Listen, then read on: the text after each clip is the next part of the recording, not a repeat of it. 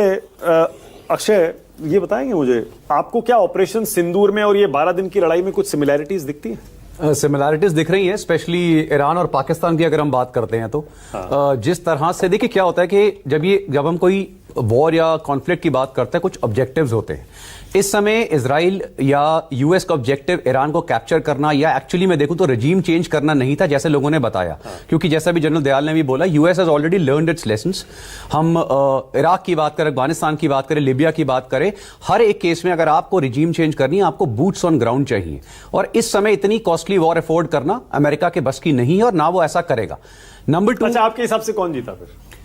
इसमें किसी का विन नहीं है। उन्होंने अपना ऑब्जेक्टिव अचीव कर लिया, अमेरिका और इजराइल ने कर लिया ना। बिल्कुल। Okay, that brings me to the first question जो मैंने आपसे पूछा। Yes, it has operation achieved. Sindoor में इंडिया का ऑब्जेक्टिव था पाकिस्तान के टेरर इंफ्रास्ट्रक्चर पर तगड़ा हमला करना, जो हमने किया। मसूद अजहर जब खुद मान रहा है कि मेरे 14 लोग मर गए परिवार के, मतलब हमला हुआ, हमने अपना ऑब्जेक्टिव अचीव किया। बिल्कुल। उसके बाद पाकिस्तान ने हमले किए, हमने सारे मार गिराए, उसके सब नाकाम कर दिए। अल्टीमेटली इंडिया ने ऑब्जेक्टिव अचीव कर लिया। हमने एक उस लिहाज से आपको लगता है कि इजराइल और यूएस जीत गए?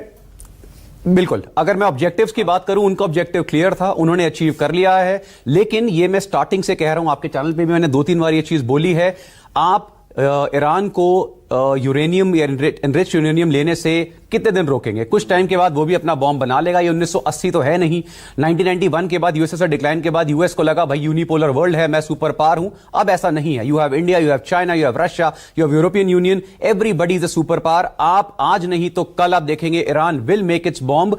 और मैं बता रहा हूं, उस समय भी शांति होगी, क्योंकि जब आप एक पोजीशन ऑफ स्ट्रेंथ पे आ जाते हैं तो ऑटोमेटिकली आप देखेंगे कि दूसरा जो इजराइल है या यूएस है, वो अपने आप फिर संधि करेगा और आपको नई नई डील्स नजर आएंगी। पर क्या ईरान रिस्पॉन्सिबली बिहेव करेगा अगर वो न्यूक्लियर बॉम्ब बना लेगा तो? क्या ये क्वेश्चन, यही शक है, यही सवाल है, क्या ये क्वेश्चन इंडिया के ऊपर नहीं आया था जब यूएस ने 99 में हमारे पे सैंक्शंस लगाई थी?